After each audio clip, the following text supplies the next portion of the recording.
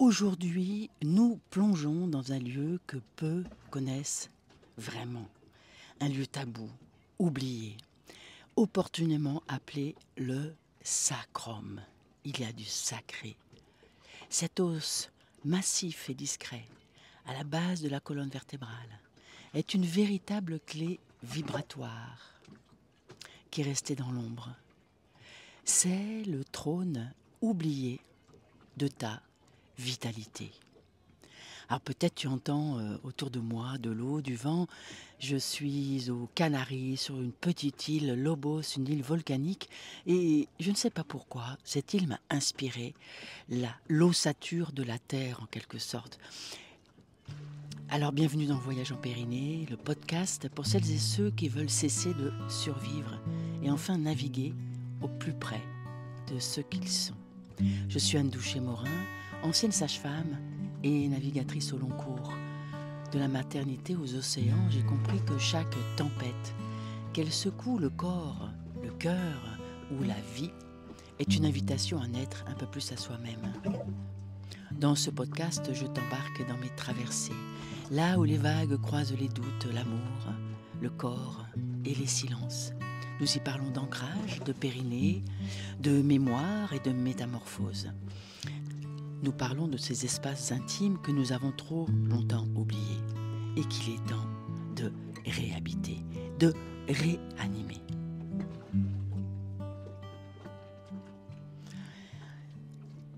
Est-ce que tu peux imaginer ce que cet os peut libérer? Si tu rentres dans cet épisode, tu ne pourras plus jamais rester figé. Beaucoup d'entre nous, dont je fais partie, j'ai cherché pendant des années la lumière en dehors. Des mantras, des cristaux, des retraites, des stages, des silences, des méditations, des choses un peu impossibles que je cherchais à l'extérieur. Et si notre base, la base de notre véhicule, notre corps, reste verrouillé, comment veux-tu que tout le reste bouge ? Nous vivons assis, nous avons une interdiction de bouger notre bassin, surtout pour les femmes, une espèce d'interdiction sociale. Et finalement, nous avons appris à figer notre bassin. Et le sacrum, cet immense os, est un élément énorme de notre corps. Le vrai problème, ce n'est pas ce que nous pensons, contrairement à nos croyances. Le problème que nous avons, c'est que nous ne bougeons pas. Je te laisse un petit instant là pour peut-être fermer les yeux et interroger ton corps, même si tu es sportive. Est-ce que tu bouges vraiment dans l'intériorité des cellules de ton corps, dans l'intériorité de ton bassin? Et oui, le sacrum est une mémoire vivante. Quand tu es debout, il est quasiment dessous, comme s'il y avait une queue qui revenait devant. C'est un os triangulaire. C'est le premier os à se former lors de la gestation. Le dernier à mourir en quelque sorte. Il porte une mémoire vibratoire si ancienne que la plupart préfèrent l'ignorer, ou tout au moins en Occident, c'est vraiment tombé dans le silence de l'enseignement du corps. Nous avons réduit à l'anatomie, recouvert de pudeur, de tabous, oublié dans un silence figé et effrayé. Et pourtant, c'est là que tout commence. Il n'est pas seul. Il est tout autant le socle, le périnée, que peut-être le périnée est le socle, parce que ce hamac musculaire périnéal vient s'attacher au sacrum, au coccyx et à tout le bassin. Et sur les côtés du sacrum, il y a 2 articulations. 3 articulations dans le bassin pubis et les 2 articulations du sacrum. Alors quand ça bouge, quand il respire ce lieu du corps avec souplesse, cela devient un ressort de vie. Périnée, sacrum, bassin se met en mouvement et soutient, libère, respire, ouvre l'énergie. Alors peut-être tu te dis, oh là là, mais qu'est-ce qu'elle me raconte? Ça respire là-bas dedans, ça bouge. Moi, en étant que sage-femme, on m'a quand même appris qu'il fallait mesurer l'intérieur du bassin. Et il y a eu plein de césariennes parce que la médecine moderne, mais ouïe, a décrété que le bassin était trop petit. Et ce que j'ai découvert dans l'accompagnement des naissances naturelles, eh bien qu'une femme, par exemple, qui se met à quatre pattes, une femme qui met une jambe devant, une jambe derrière, qui va marcher pendant son accouchement, eh bien ces trois articulations bougent et qui permet à la tête du bébé de s'enfiler dans le bassin en quelque sorte, comme on enfile un col roulé, même s'il est serré, en bougeant la tête. Et si en plus le col roulé bouge, eh bien tu comprends bien que ça va passer. Nous avons appris que tout ça était figé et quand le sacrum se fige, le périnée se crispe, la respiration se bloque, l'anxiété s'installe. Tout le corps se fige et l'esprit, bien sûr, se fige ou part en yoga chitti vrita, en mouvement permanent, en fluctuation du mental permanent. Yoga chitta vriti neuroda, c'est la phrase qui m'est restée après les 5 années d'enseignement en tant que prof de yoga. C'est l'arrêt des fluctuations du mental. Et ça va avec notre corps. Le yoga, comme par hasard, nous travaillons autant intérieurement la méditation que le corps. Nous revenons sans arrêt dans le corps. Ce fut pour moi un enseignement énorme. Et d'ailleurs, les savoirs anciens, les savoirs du corps, justement, le savent parfaitement. Dans le yoga, j'ai appris ça. Les anciens ne s'y trompaient pas. Pour les Égyptiens aussi, le sacrum est la base du djed, symbole de la résurrection vibratoire. Chez les Toltecs, ils battaient comme un tambour de conscience. Et oui, quand nous avons conscience, et ça c'est vraiment dans mon programme Voyage en Périnée, ben petit à petit, tu vas sentir que ton sang bat à cet endroit du corps, je te le promets. Dans le taoïsme aussi, on le reliait à la source du souffle vital. Et j'ai pu le vérifier. Notre corps est tellement vivant dans toutes ses cellules. Partout dans ses enseignements anciens, dans ses connaissances anciennes, il était reconnu comme un trône énergétique, la racine de la transformation, enseigné, cette énergie du bassin enseignée aux empereurs de Chine. Et c'est tombé dans un tabou, voire même, on peut se demander qu'est-ce que ça a pu arranger de bloquer cette transmission. Parce qu'à partir du moment où nous avons un bassin vivant, un sacrum vivant, un périnée vivant, eh bien, nous avons de l'autonomie, de la verticalité, du rayonnement et de la puissance dans la douceur, parce que nous sommes en sécurité en nous-mêmes. Alors, est-ce que nous avons oublié, est-ce que je ne sais qui, je ne sais quoi, je deviens complotiste là, a permis que ça soit oublié et nous avons appris à regarder vers le haut, la prière est vers le haut, le regard tourné vers le haut, l'extase vers le haut, en oubliant le corps et en laissant notre base complètement oubliée, complètement gelée. Et nous cherchons la lumière sans réveiller le socle qu'il apporte. La lumière est en notre profondeur, elle est dans notre sacrum, mise en mouvement par cette musculature du périnée. Et en fait, c'est dans le bassin, dans la profondeur du bassin.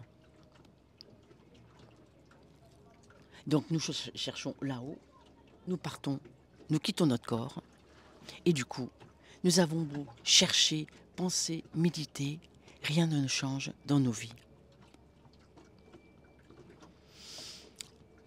Cette partie de notre bassin, le sacrum, mais aussi le périnée, c'est un tout, hein. C'est difficile de tout séparer parce que c'est un tout.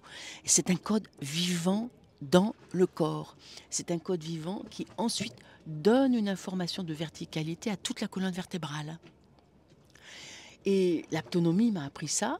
Si un nouveau-né te le soutient de la paume de ta main, la paume qui enveloppe son sacrum, toute sa base, qui referme un peu les doigts devant sur son pubis, eh bien le nouveau-né se redresse.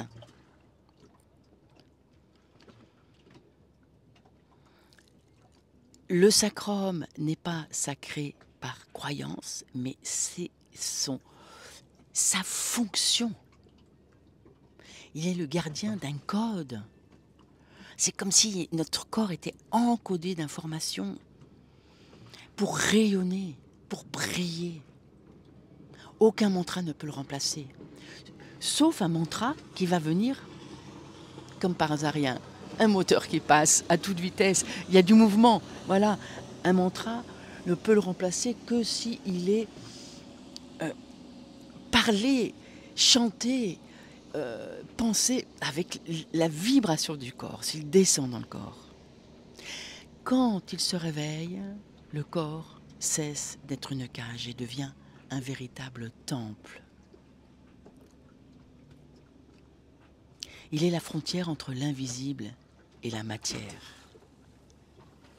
Ce savoir n'est pas perdu. Il continue à vivre parce que finalement ces enseignements ancestraux ne sont pas morts, même si effectivement le monde moderne a tout fait pour le faire disparaître.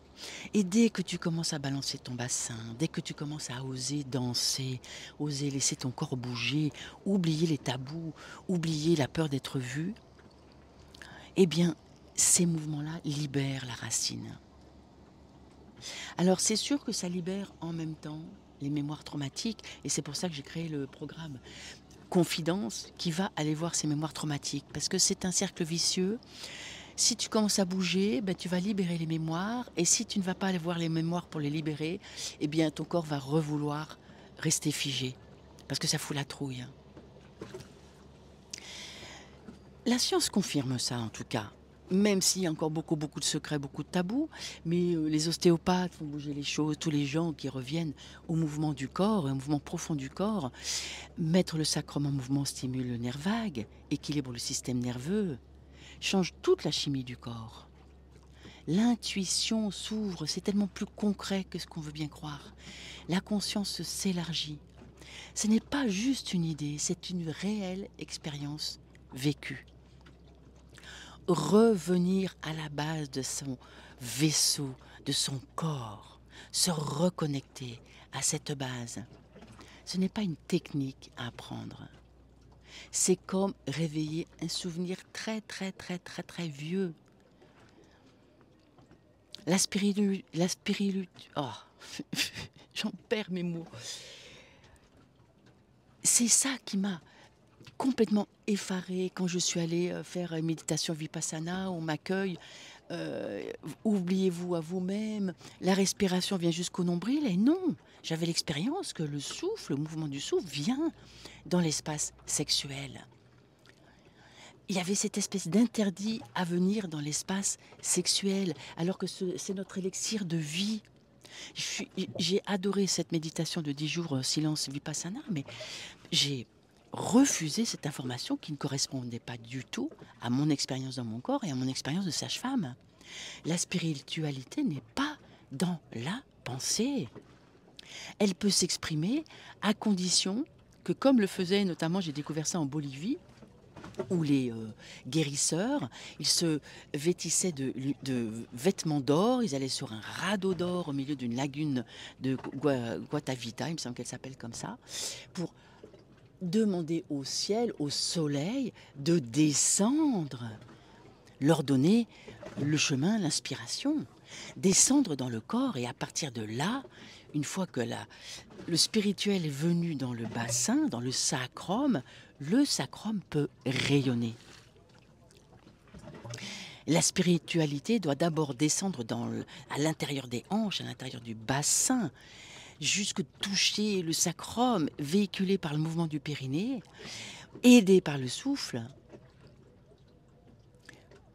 pour pouvoir ensuite rayonner.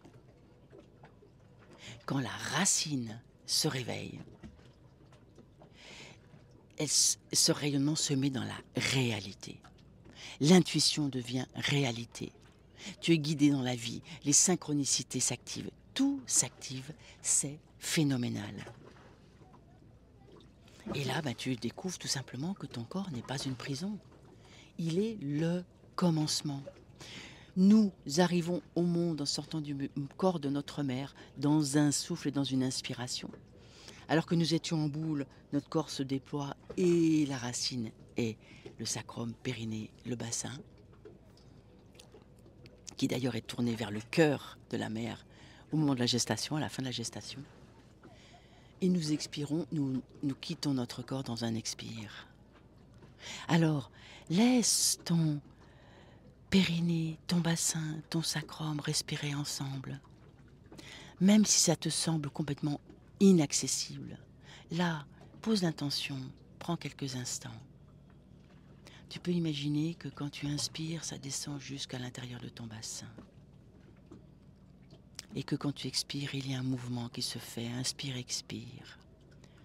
Si tu oses, tu peux poser ta main sur la paume de ta main sur ton pubis, glisser par exemple ton annulaire entre tes fesses, qui sera contre ton périnée, contre le noyau fibreux central du périnée, et puis respire et vois si ça bouge dans ta main. Sans forcer, si ça t'embête, si tu es gêné, tu y reviendras. Tu n'as pas besoin d'aller chercher la lumière ailleurs, elle est là, elle est en bas, elle est dans ta base.